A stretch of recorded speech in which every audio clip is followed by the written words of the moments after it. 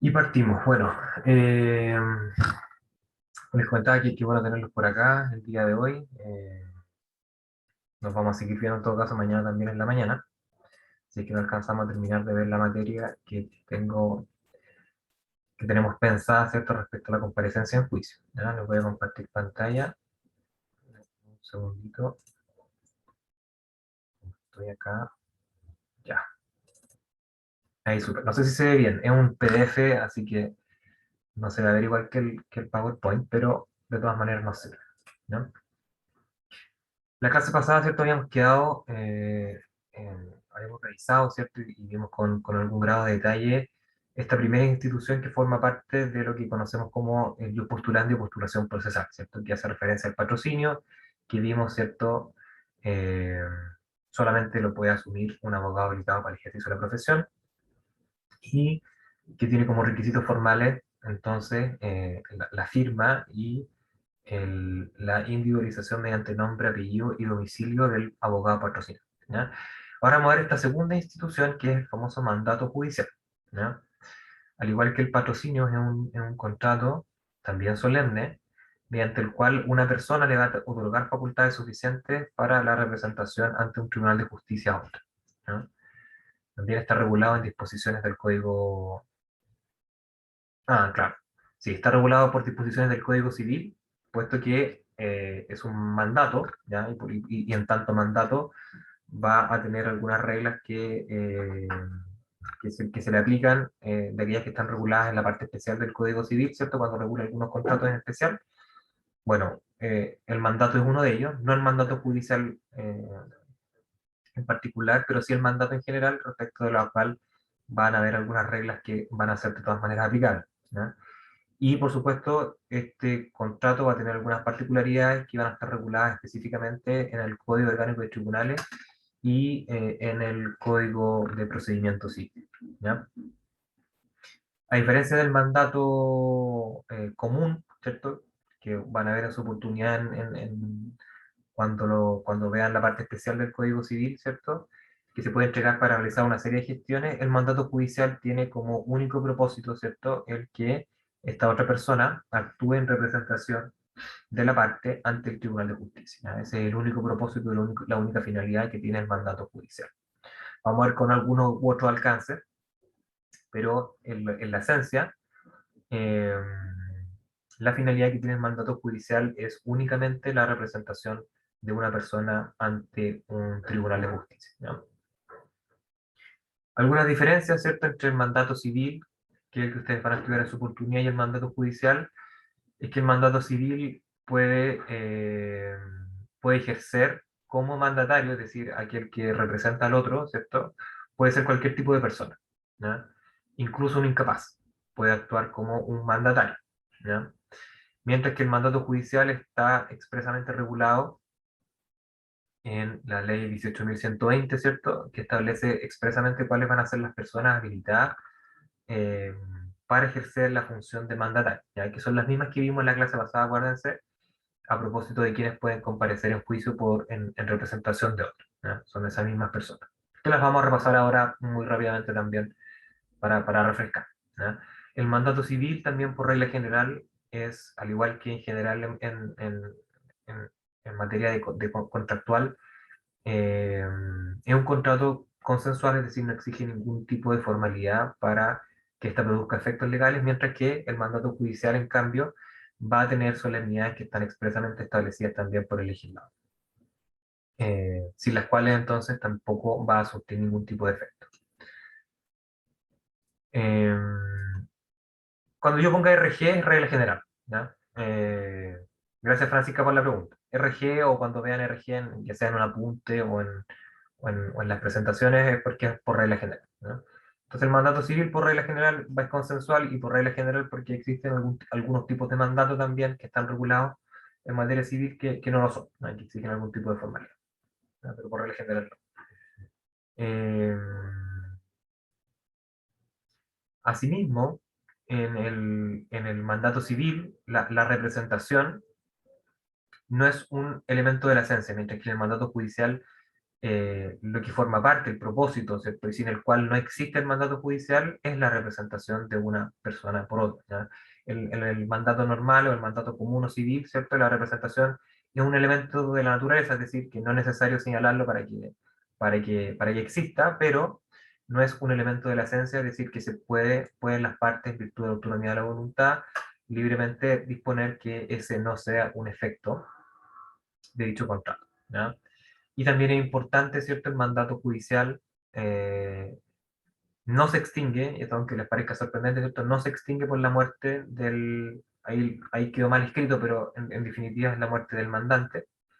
Eh, no, sí está bien escrito.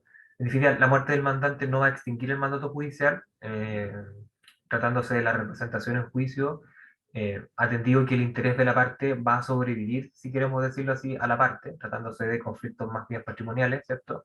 En las cuales de todas maneras los herederos van a tener algún tipo de interés. Vamos a ver que el mandato sigue su vida independiente de que muera el mandante, ¿no? Mientras que en el mandato civil eh, se establece expresamente por el legislador que la muerte va a extinguir derechamente ese contrato, ¿no?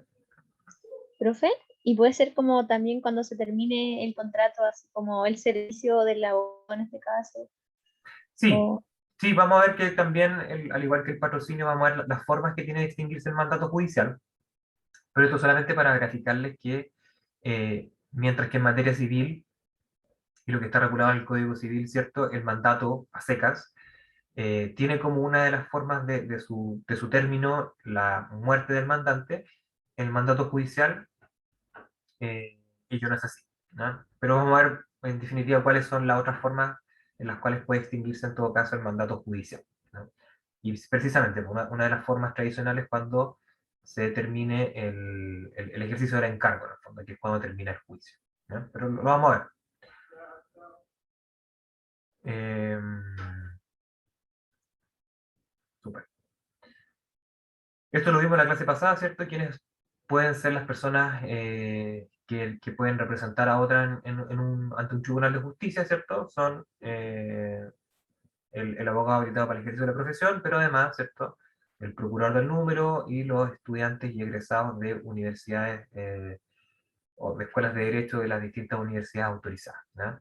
¿Cierto? Acuérdense que desde que uno está en tercero puede ser representante judicial de alguien, eh, hasta 3 años de haber egresado de la carrera, y también pueden hacerlo mientras están realizando la práctica profesional en alguna corporación de asistencia judicial, ¿no? Esto recuérdenlo muy bien, son solamente estas cinco calidades que habilitan a una persona para ser mandatario judicial, ¿ya? Distinto al patrocinio que ya vimos, ¿cierto? Únicamente está habilitado para hacerlo el abogado habilitado, ¿ya? En cuanto a la solemnidad, esto también es súper importante que cualquier duda la,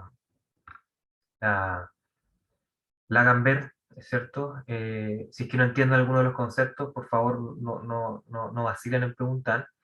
Como les comentaba, el mandato judicial también es solemne porque exige que para que surta sus efectos tiene que cumplir con determinadas formalidades, ¿ya?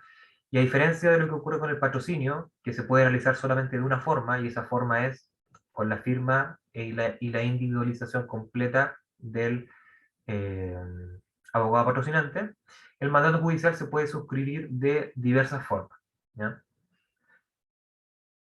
En ese sentido, hay formas que están reguladas expresamente en el artículo sexto del Código de Procedimiento Civil, mientras que hay otras formas de constituir el mandato judicial que están en otras disposiciones especiales, ¿ya? Quizás la más relevante, por su alcance, es la que fue incorporada el año 2017 en el artículo séptimo, inciso segundo de la Ley 21.886, que es de tramitación electrónica, ¿cierto? Y a quienes después se dediquen a materias comerciales, corporativas, etcétera, ¿cierto?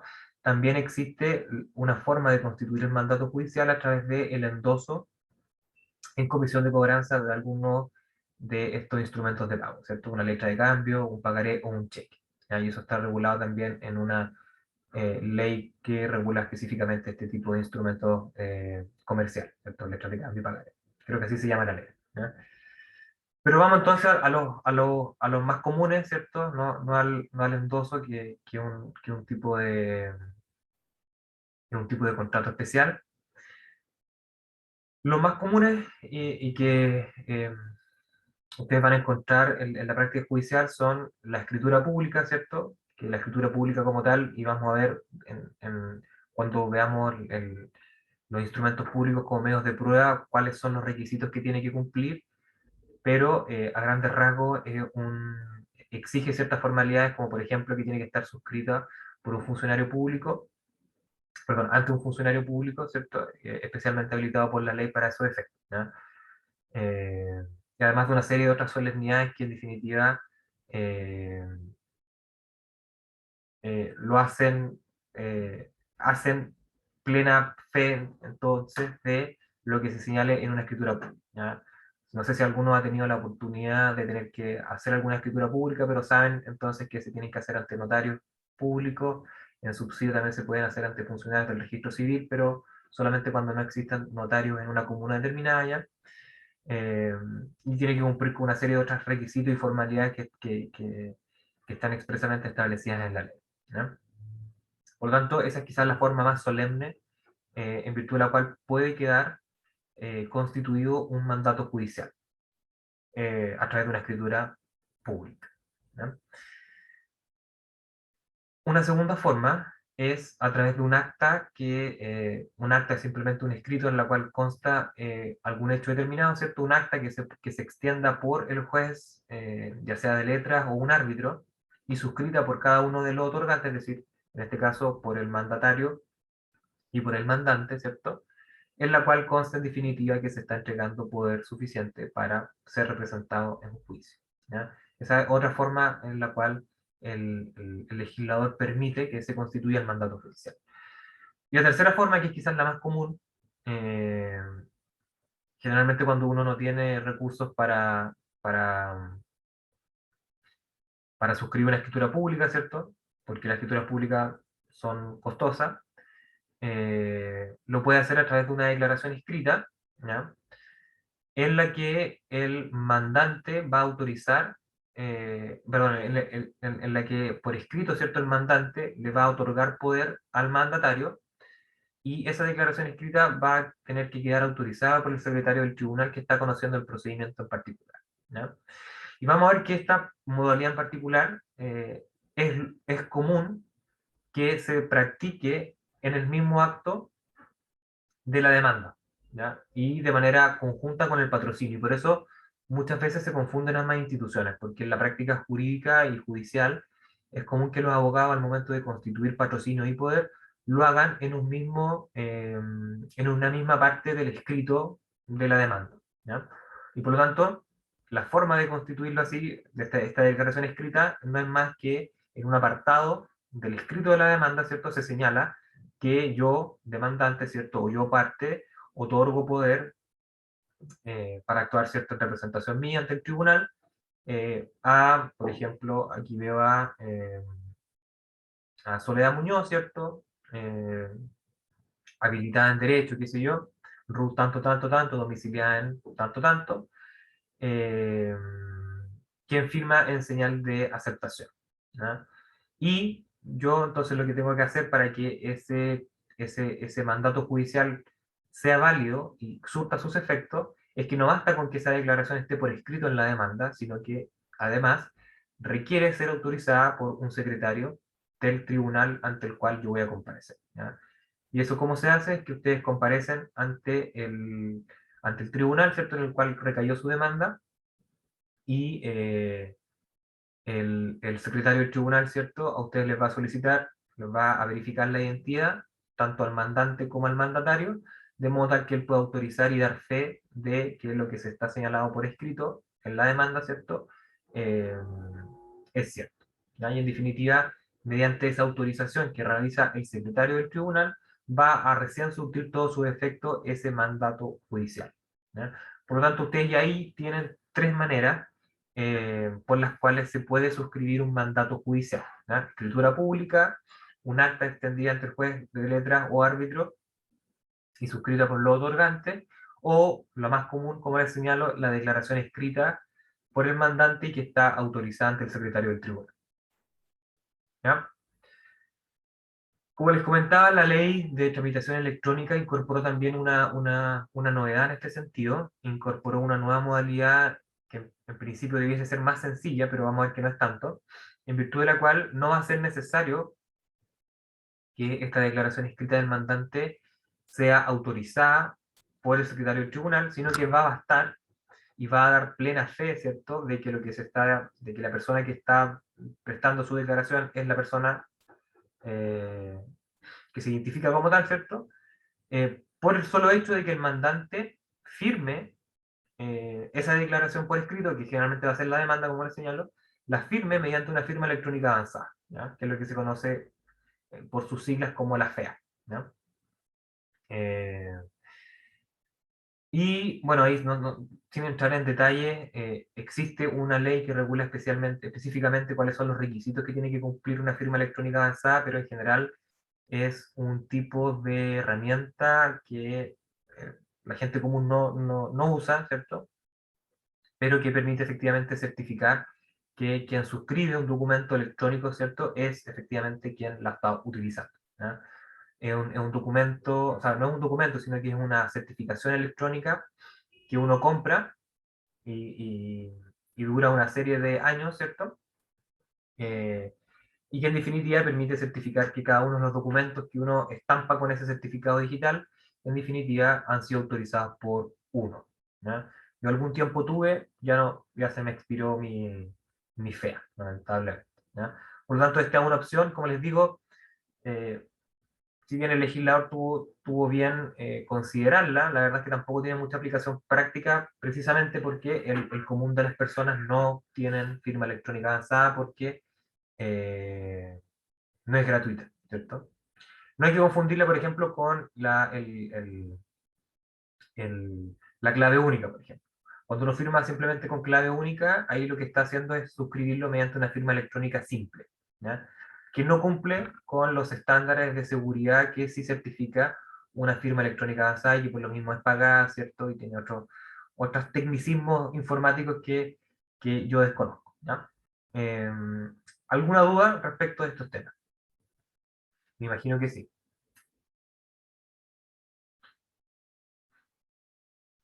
¿no?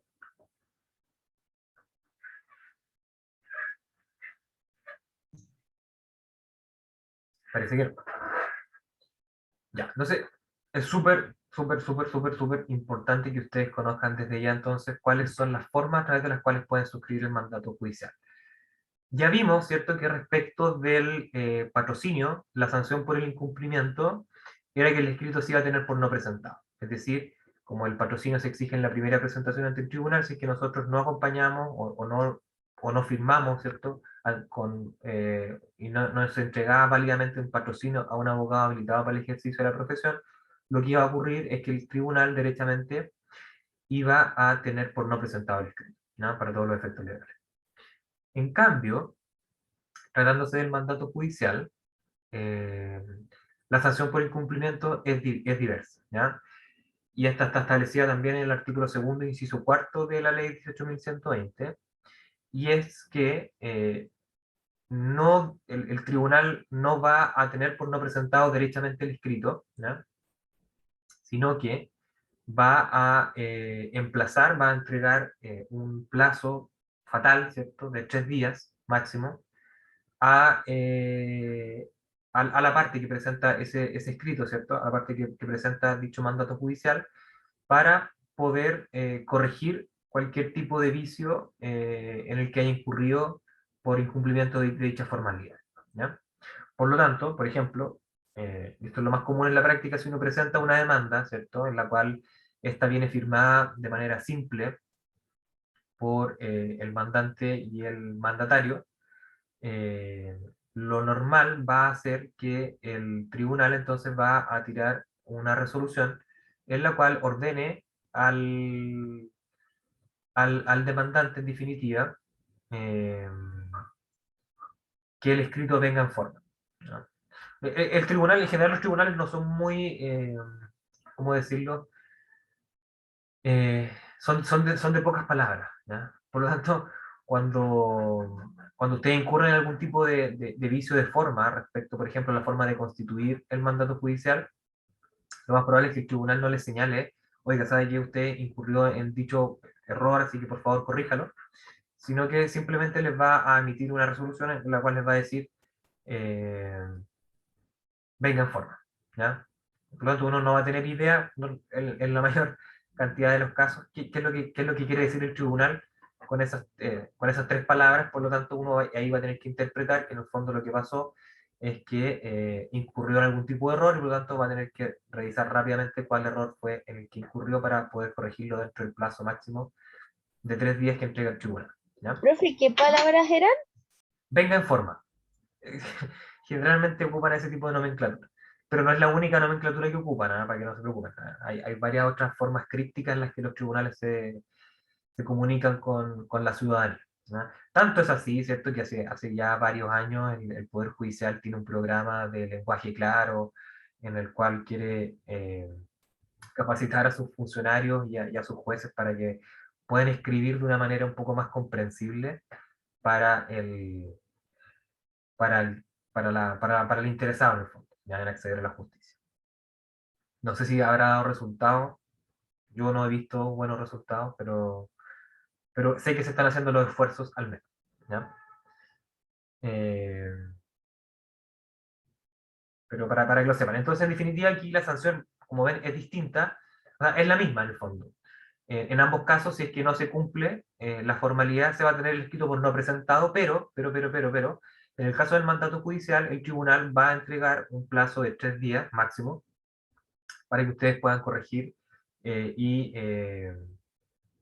constituyan de manera correcta y con cumplimiento de las formalidades establecidas en la ley el mandato judicial, ¿ya?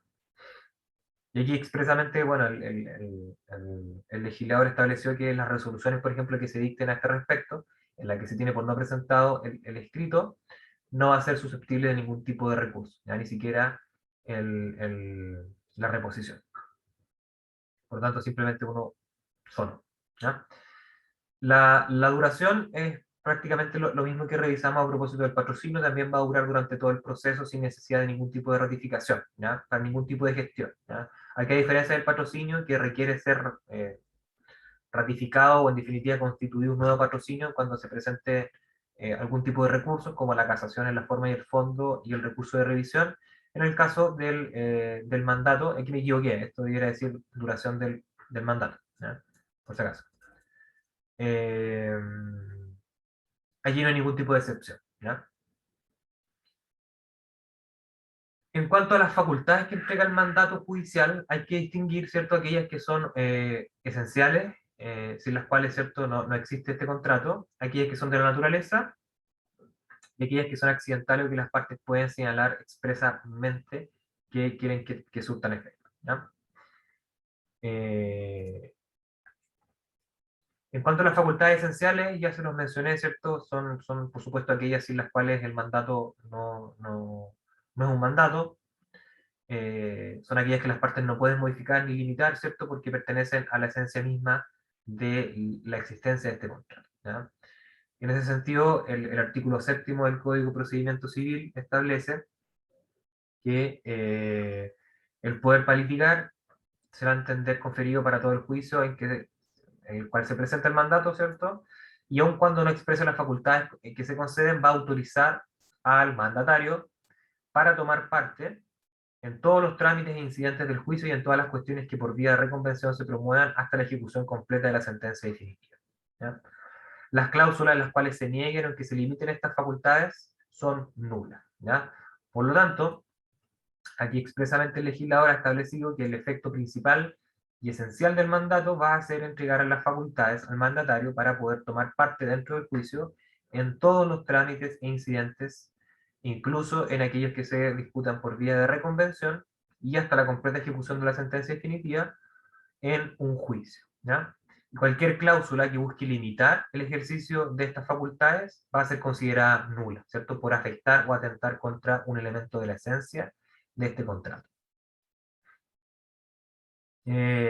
La consecuencia obvia, ¿cierto?, de esto es que todas las diligencias que se tengan que realizar a lo largo de un proceso van a tener que ser realizadas por y a través del mandatario, ¿ya?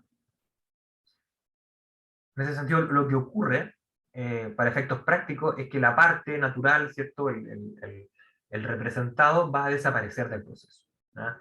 Quien comparece y quien existe ante el tribunal y respecto de las otras partes va a ser entonces el mandatario judicial, ¿ya? Que va a actuar en representación de la parte durante toda la tramitación del proceso, con la excepción algún tipo de actuaciones procesales que vamos a ver, ¿cierto? Van a exigir la comparecencia personal de la parte, ¿ya? Y probablemente la más común en ese caso es, por ejemplo, la absolución de posiciones, en las cuales por regla general, el mandatario no va a tener las atribuciones para absolver posiciones, sino que tiene que hacerlo directamente la parte respecto de la cual se le está pidiendo que confiese, ¿ya? Pero son contadas excepciones y por lo tanto, para todos los efectos del proceso, incluidas las notificaciones, cuando ya contamos con representación judicial, estas deben practicarse no directamente a la parte, sino que a su representante en juicio, ¿ya? Y eso es súper importante que lo tengan siempre presente. Cuando uno ya está representado judicialmente, uno desaparece, ¿ya? Para todos los efectos legales, desaparece del proceso. Y todas las actuaciones, todas las comunicaciones y todo lo que se quiera efectuar dentro de ese proceso, tiene que dirigirse a mi representante judicial. ¿Alguna duda?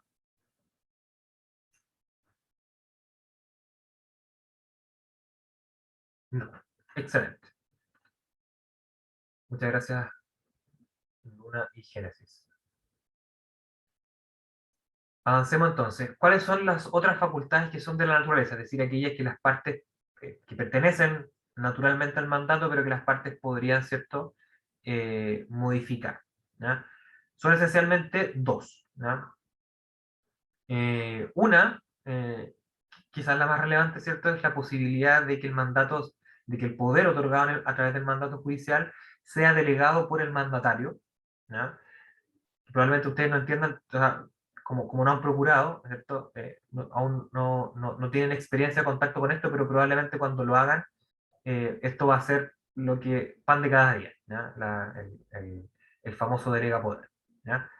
Eh, y la segunda facultad de la naturaleza, ¿cierto? Es la posibilidad que se le puede entregar también al mandatario judicial para poder deducir demandas civiles y, por supuesto, ser notificada de esas nuevas demandas civiles en el proceso penal, ¿ya? Eh,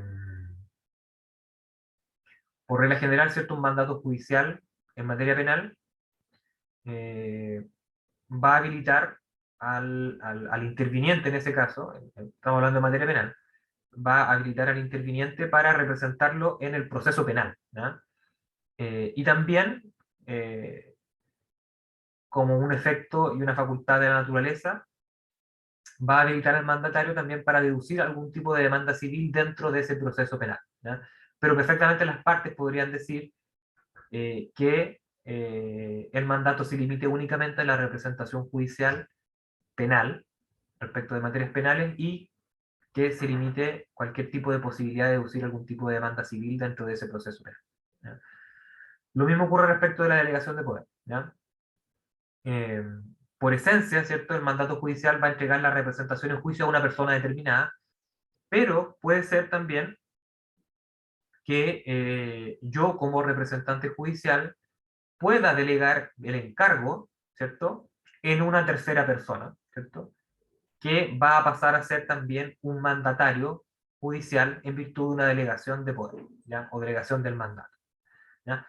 Respecto de esas posibilidades que también el legislador ha entendido que uno naturalmente va a tener la posibilidad de restringir dicha facultad. Es decir, yo si te estoy mandatando a ti para representarme en juicio, solo te estoy entregando ese mandato a ti por la confianza que he depositado en ti y tus capacidades para poder tramitar este proceso, pero no quiero que estés delegando esas facultades en ninguna otra persona, ¿ya?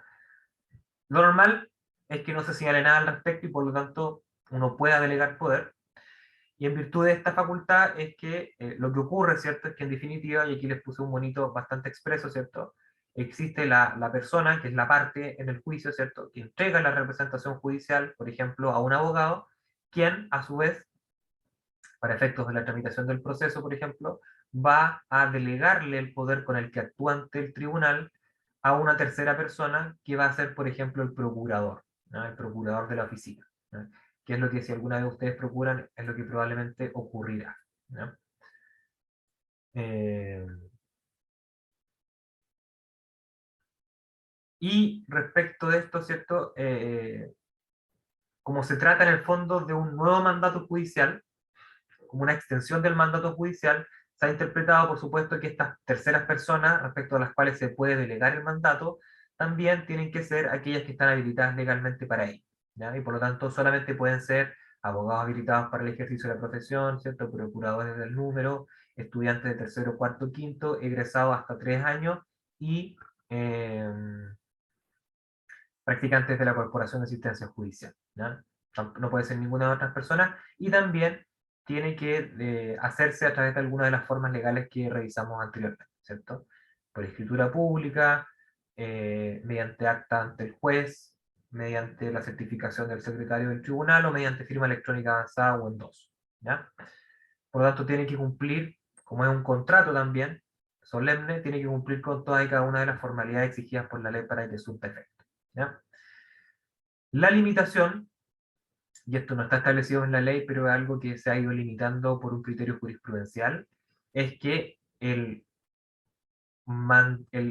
mandatario que tiene poder en virtud de una delegación de poder original, no puede a su vez volver a delegar el poder con el que actúa, ¿ya?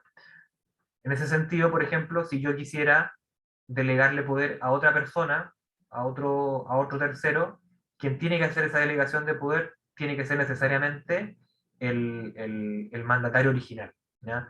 El segundo mandatario, si quisiera decir, en la línea de mando, no puede delegar el poder con el que actúa, ¿ya? O sea, llega hasta ahí la cadena de poder, entre comillas.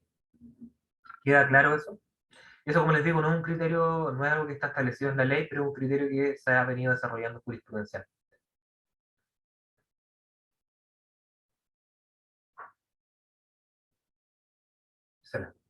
¿Alguna duda? Súper, Todo bien, profe. gracias.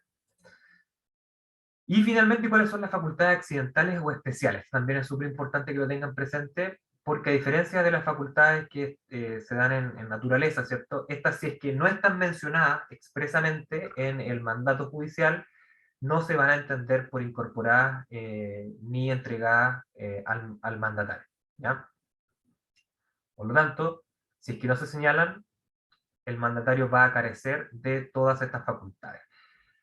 Estas están expresamente señaladas en el artículo 7º, inciso segundo del Código de Procedimiento Civil, ¿ya? Y son las que aquí se mencionan. Por ejemplo, desistirse en primera instancia de la acción deducida, ¿ya? Por regla general, solamente la parte directamente va a poder desistirse en primera instancia de la acción, ¿ya? El representante judicial no va a poder hacerlo, salvo que cuente con la facultad especial para hacerlo en representación de su parte, ¿ya? También aceptar la demanda, que es lo que ya revisamos, ¿cierto? Consiste en allanarse. También respecto de la absolución de posiciones, es decir, la confesión judicial como medio de prueba, también uno no va a estar facultado a menos que así se establezca expresamente para poder confesar en nombre de nuestro representado. Tampoco no va a poder renunciar a los recursos y a los términos legales. No se va a poder transigir, es decir, someterse a transacción, evenimiento o incluso a la conciliación, que es un trámite obligatorio, vamos a ver, en el proceso civil. Tampoco uno puede firmar un compromiso en representación de alguien, a menos que cuente con la facultad expresa para hacerlo. Tampoco se le pueden entregar facultades de arbitrador a un árbitro, a menos que se cuente con las facultades expresas para hacerlo, aprobar convenios, ni percibir, ¿ya? Y percibir consiste básicamente en poder retirar el dinero, por ejemplo, que ha sido consignado en un tribunal en virtud de una resolución judicial, ¿ya? Y esto es súper importante que lo tengan presente.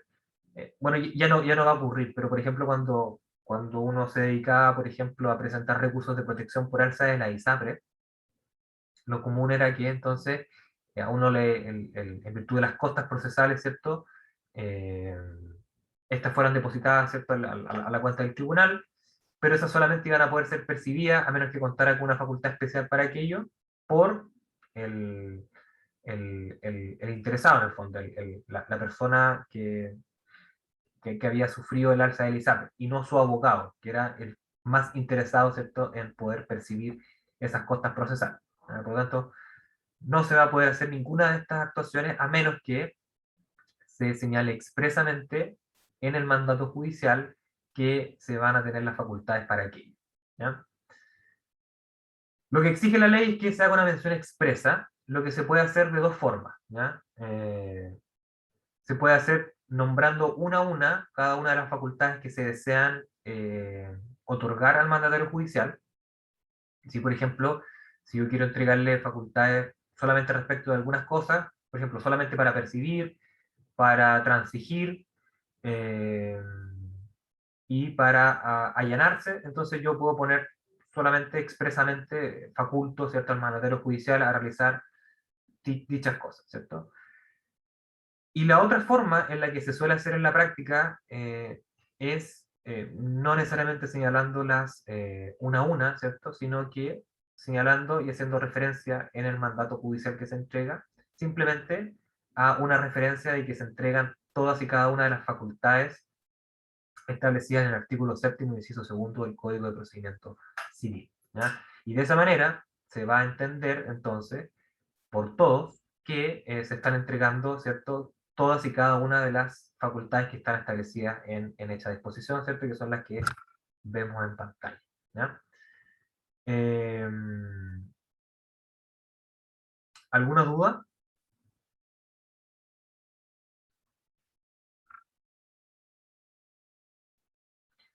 Ya. Y por ejemplo, si yo no le entregué la facultad, ¿cierto?, a mi representante judicial para ejercer alguna de estas facultades, y yo quiero hacer valer, quiero ejercer alguna de esas facultades en juicio, ¿cierto?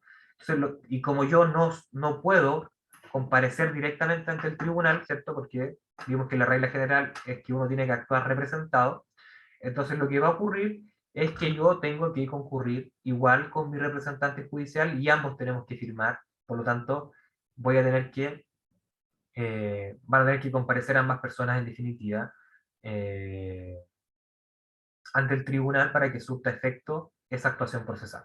¿Ya?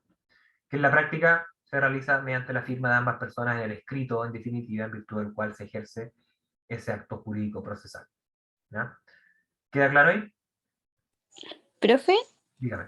en la parte de que se debe hacer la mención expresa, si se hace referencia al artículo 7, ¿se hace referencia a todas las facultades juntas? Claro, esa es una forma. Por ejemplo, si Ah, yo ya, y la digo, otra es una a una. y la otra es una a una, o igual puedo ponerlas todas, Ya, pero es más rápido, ¿cierto? Si quiero ponerlas todas, claro. simplemente hacer referencia al artículo 7 inciso segundo. Sí, Ya, gracias, profe. sí. Y lo más común en todo caso es que uno para ahorrarse problemas, se establezcan derechamente siempre las facultades del artículo 7 inciso segundo. ¿No? Es lo más común. Yanina, Profe, tengo una duda. dígame. Ah, ya, este es el mandato judicial, pero por ejemplo, con respecto a las facultades accidentales especiales, ¿se refiere solamente al directo, al mandato judicial directo, o también en el caso del procurador? Es una buena pregunta. Si es que se pueden delegar estas facultades accidentales especiales. Se ha entendido que sí. Sí. Se ha entendido que sí, que efectivamente, si es que no se limita la facultad de delegar, eh, entonces también se podrían delegar las facultades especiales o accidentales, pero también se ha entendido que si uno quisiera entregarle estas facultades especiales también a la persona respecto a la cual se delegue el poder, debiera señalarse expresamente que uno, al momento de entregar el mandato judicial, va a entregar estas facultades especiales o accidentales, ¿cierto? Tanto al representante judicial como a aquel que esté designe en virtud de una delegación de mandato. ¿Ya? Así que no hay una respuesta unívoca en ese punto, pero es discutido. Ujú. Sí, Perfecto, gracias, profe. sí, sí, sí. Súper. Vamos a ver vamos a avanzar. Nos quedan unos minutitos. Bueno, ¿cuáles son los efectos del mandato judicial? Ya lo hemos mencionado, ¿cierto? El principal efecto es que todas las actuaciones que se realizan en el proceso se van a hacer con el mandatario y no con la parte.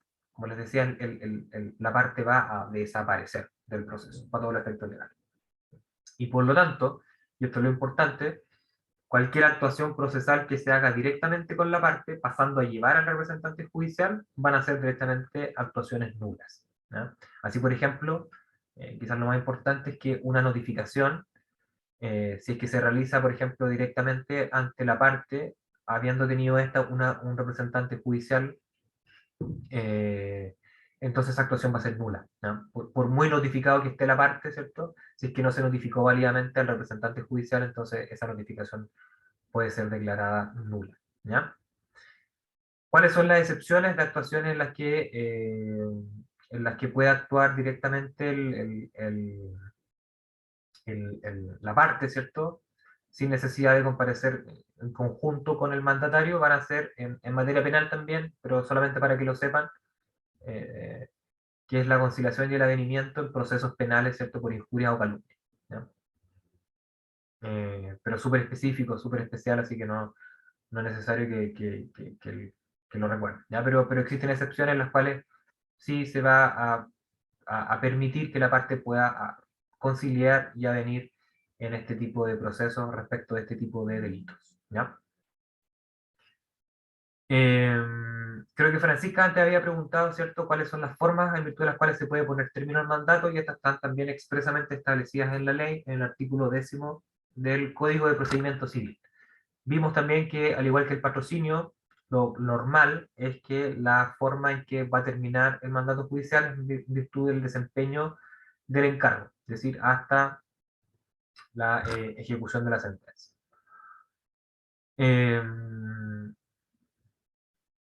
También puede ocurrir, ¿cierto?, por la muerte del mandatario. Ojo que es el mandatario y no el mandante, ¿ya? Pero naturalmente, ¿cierto?, tratándose de un contrato que es celebrado respecto de una persona determinada, si es que mi abogado, por ejemplo, se muere, entonces naturalmente ese mandato judicial que yo he prestado respecto de él termina, no va a subsistir respecto de los herederos del mandante, perdón, del mandatario, porque naturalmente estas personas no van a tener y no van a reunir, ¿cierto?, ni la confianza, ni por supuesto tampoco algunas de las habilitaciones legales establecidas en el artículo segundo de la ley 18.120, ¿cierto? Por lo tanto, muerto el mandatario, se termina naturalmente el mandato, ¿ya? Ojo, que no así por la muerte del mandante, ¿ya?, que es la parte. Porque si muere el mandante, entonces, como el proceso va a continuar en todo caso, eh, el mandatario judicial va a seguir con el encargo en representación de la voluntad de esa persona, ¿cierto? Eh, y en definitiva en representación de los herederos, si es que estos en definitiva tampoco realizan alguna actuación eh, distinta, ¿cierto? Como nombrar a otra persona dentro de ese proceso, ¿ya? Pero, profe, y también estamos hablando del directo, ¿cierto? También estamos hablando del directo, sí. Gracias. Ahora, en todo caso, en una delegación de poder también, si es que se muere, por ejemplo, el mandatario, en definitiva, quien tiene el poder en virtud de una delegación de poder, también va a desaparecer esa delegación de poder, ¿ya? Ahora, si se muere el mandatario original, y la pregunta es si subsiste o no la delegación de poder, me parece interesante, Sí, no lo había pensado, es que pero yo justamente creo me que llamó la atención eso, o sea, ¿qué pasa si yo estaba procurando a alguien y se muere el mandatario muere el original? abogado, claro. Claro, ¿qué Mi, pasa con eso? mi impresión es que, como opera la misma regla, debiese subsistir aún ese poder, pero déjame darle una vuelta porque no lo tengo tan claro, ¿no? Ajá, En gracias. general, la delegación de poder genera una serie de problemas, precisamente porque aquí un poco desaparece la confianza que existe detrás de el hecho de otorgar un mandato de esta naturaleza, ¿ya? Por estar involucrada una tercera persona que no está directamente involucrada y no se relaciona directamente con el mandante original, ¿ya? Por eso genera estos problemas o estas cosas que no hacen ruido, ¿ya? Pero déjame revisarlo, Yanina, excelente pregunta. Y también, por supuesto, al igual que el patrocinio, el mandatario puede renunciar. Aquí no se establecen los mismos requisitos ni las obligaciones, ¿cierto?, que se establecen a propósito del patrocinio, en las cuales este no va a producir efectos, recuerden, si es que antes no se ha puesto en conocimiento del patrocinante, ni se ha manifestado, ¿cierto?, cuál es el estado en el cual se encuentra la causa. ¿No? Aquí simplemente se establece que se puede renunciar sin ningún tipo de otra obligación, ¿ya? Y por supuesto también el mandato judicial puede revocarse, ¿ya? Y aquí sí, Janina, si es que por ejemplo yo revoco un mandato judicial, también se va a entender por revocado cualquier tipo de delegación de ese mandato, ¿ya? Ahí no hay ninguna duda. También aquí, al igual que en el patrocinio, existen responsabilidades que va a asumir el mandatario, ¿ya? Se establece expresamente en el artículo 28 que los procuradores judiciales, y cuando hablamos de procurador judicial, estamos hablando de cualquier mandatario judicial, ¿ya? No piensen solamente en el procurador como aquel estudiante de Derecho, ¿ya? El procurador judicial, en tanto mandatario, va a responder personalmente del pago de las costas procesales que se generen en el ejercicio de sus funciones, ¿cierto?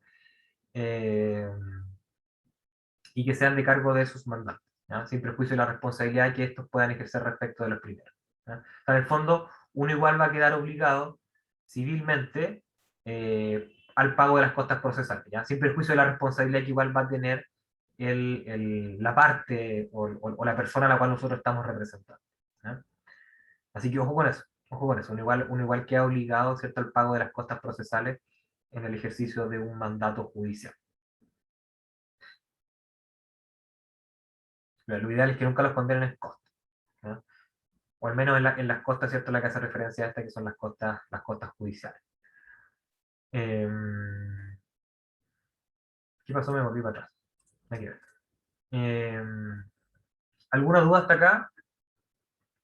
Porque ahora me queda que revisemos simplemente a modo de resumen algunas de las principales similitudes y diferencias entre ambas instituciones. Profe, disculpe, Dígame. no entiendo la última parte del artículo 28. ¿Ya? Que sean cargo de sus mandantes sin perjuicio de la responsabilidad de regímenes, salen en el artículo que copié yo. A ver si quieres leerlo. Dice, los procuradores judiciales, respondedor personalmente del pago de las costas procesales generadas durante el ejercicio de sus funciones, que sean de cargo de sus mandantes, sin perjuicio de la responsabilidad de regímenes. Ahí me perdí, se me cortó el audio. ¿De la responsabilidad? De regímenes, dice. No creo que tenga alguna relevancia esa palabra, pero en el fondo, gracias Anaí por la pregunta. En el fondo lo que dice, lo que quiere expresar este artículo 28, ¿cierto? Es que puede ser que ambos queden obligados al pago, ¿ya? Y de hecho lo más común es que eso ocurra, ¿ya? En todo caso, lo que dice el artículo 28 es que el procurador judicial va a responder personalmente por esa obligación, ¿ya? Del pago de las costas procesales que se generen en el ejercicio de su función, ¿ya? Sin perjuicio, y eso es lo importante de la última parte, sin perjuicio de que estos también puedan tener algún tipo de responsabilidad directa, es decir, las partes, ¿ya? Y que estos puedan también personalmente pagar derechamente esas costas sin necesidad de que el mandatario lo realice personalmente, ¿ya? Ambos quedan obligados. Ya, profe, sí. Ambos quedan obligados, pero en el fondo la parte también va a tener una responsabilidad, y por lo tanto, si este lo paga, en definitiva va a quedar por saldada esa obligación, ¿ya? A eso hace referencia. Ya, gracias. Súper. Y también puede ocurrir que si bien ambos quedan obligados, puede ser y puede alegarse por parte del mandatario judicial que la responsabilidad por haber incurrido en esas costas, en el fondo no sean imputables al mandatario, sino que sean imputables únicamente al mandante, ¿ya? Y en ese caso, entonces, también lo que quiere decir la ley es que, en el fondo, el mandatario va a tener una acción de cobro respecto de esas costas procesales en contra del mandante, ¿ya? Cuando este no tenga, a su juicio, cierta responsabilidad respecto de alguna costa, ¿ya? Eso también es lo que quiere decir, que al hablar de sin perjuicio de la responsabilidad que estos puedan tener, implica que estos van a tener una acción de cobro por indemnización, ¿cierto?, respecto de estas costas procesales cuando estas sean imputables únicamente al mandante. ¿Ya? No sé si ahí queda más claro, Anaís. Sí, profe, muchas gracias. Súper, súper. Ya. Queda poquito tiempo, así que vamos a terminar con este resumen y quizás mañana terminamos de ver lo que nos queda de este tema. ¿Ya? Algo me pasó acá. Ahí sí. Entonces, como ven, en cuanto a la comparación de una institución y otra, el patrocinio y el mandato judicial son ambas instituciones solemnes, pero con solemnidades distintas, recuerden, ¿cierto? Eh, em, en cuanto a su finalidad también es diversa, ¿cierto? El mandato tiene como esencia el hecho de que otra persona represente judicialmente ante un tribunal de justicia a otra, ¿ya? Mientras que el patrocinio tiene como única finalidad que otra persona me defienda jurídicamente, ¿ya? Por lo tanto, también se diferencian en ese respecto, ¿ya? Eh, Nos falta ver las excepciones, pero vamos a ver más adelante que son comunes también. Con excepciones me refiero a cuando no va a ser obligatorio, ¿cierto?, contar con un patrocinio y poder. Eh, que las revisamos, en todo caso, la clase mi memoria está fallando, pero creo que las revisamos en la clase pasada, ¿cierto? Vimos que en materia de familia existen algunas excepciones, también vimos que el código establece varias excepciones que tienen que ver con los montos que se están pidiendo, en los cuales eh, el legislador ha entendido que no va a ser necesario contar con patrocinio ni mandato judicial, ¿ya? En lo cual uno va a poder actuar directamente ante el tribunal, ¿ya? Todas esas excepciones van a ser comunes, ¿ya? Yo no voy a necesitar ni patrocinio ni mandato judicial. En cuanto a los sujetos, ya vimos que también comparten uno, que es el abogado habilitado para el ejercicio de la profesión, pero aquellas personas que están legalmente habilitadas para el mandato judicial son más, ¿cierto? Y son aquellas establecidas en la ley 18.100. En cuanto a la forma de constitución, vimos que el patrocinio se hace solamente de esa forma, mediante la firma del patrocinante y su individualización, mientras que el mandato judicial eh, se puede constituir de diversas maneras, ¿cierto? Pero, en todo caso, todas aquellas que están reguladas en la ley. En cuanto a su oportunidad, ambas, ¿cierto?, tienen que presentarse y ambas instituciones deben constituirse en la primera presentación que se hace ante el juicio, ¿ya? Ojo ahí, que generalmente es la demanda, pero no necesariamente es la demanda, ¿ya? También puede ser, por ejemplo, cuando uno presenta alguna medida precautoria prejudicial, que por el hecho de ser prejudicial, ¿cierto?, se presenta con anterioridad a la demanda. También entonces esa va a contar como la primera presentación en juicio, ¿ya? Y por lo tanto tiene que satisfacer estos requisitos de venir constituido el patrocinio y tener un mandato judicial. En cuanto a la sanción, vimos que también es la misma, ¿cierto?, que se tiene por no presentado, pero, en el caso del mandato judicial, el tribunal nos va a otorgar 3 días, ¿cierto? Nos va a percibir por un tiempo de 3 días para poder corregir y que venga en forma en definitiva el mandato judicial. Y en cuanto a la responsabilidad, el patrocinio, bueno, tiene las reglas generales de cualquier tipo de mandato, mientras que el patrocinio tiene lo que vimos, ahí quizás se me corrió o se me pegó de otro mono, pero acuérdense que la responsabilidad que surge a propósito del patrocinio es tanto una responsabilidad civil, penal o incluso disciplinaria, mientras que en el mandato el tipo de responsabilidad que surge son las establecidas por regla general en materia civil, ¿cierto? Por incumplimiento, por negligencia en el cumplimiento del encargo, y además, por expresa disposición del artículo 28 del Código de Procedimiento Civil, el mandatario judicial va a responder además por las costas procesales, ¿cierto?, de juicio, ¿no? Para que lo tengan presente. Un segundito.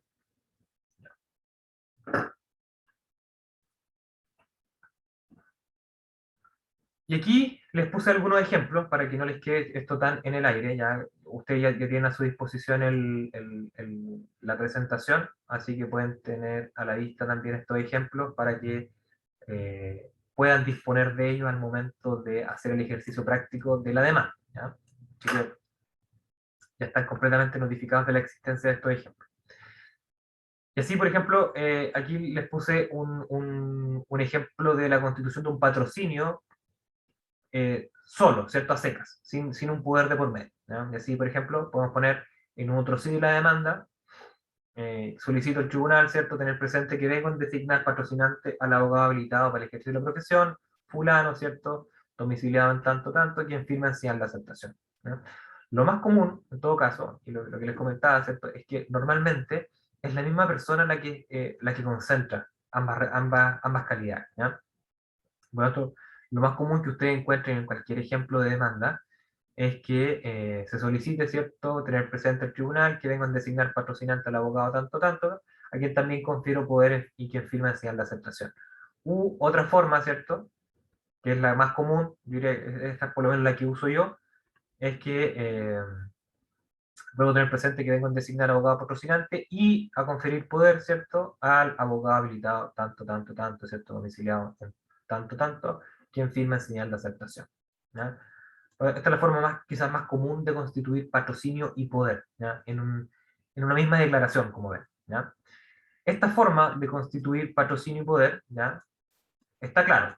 Es un patrocinio, porque es una declaración, ¿cierto?, por escrito, en la cual se individualiza al patrocinante, y por supuesto también va a tener que requerir la firma en el documento para que tenga valor.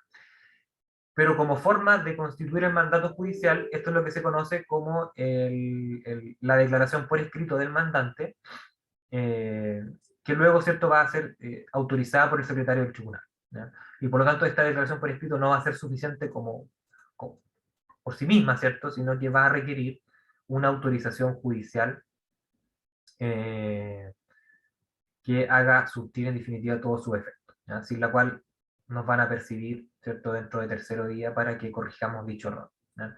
¿Qué es lo que más comúnmente pasa? ¿Ya? Uno presenta un escrito, ¿cierto?, con este tipo de nomenclatura, y el tribunal va a sacar esa resolución diciéndonos, oiga, ¿sabe qué? Venga dentro de tercero día a corregir el error de forma en el que ha incurrido, ¿cierto? Lo que significa que nosotros tenemos que ir con este escrito ante el secretario del tribunal y decirle, oiga, certifíqueme, autorice en definitiva la firma que ha puesto tanto el mandatario como el mandante en este escrito. ¿Ya?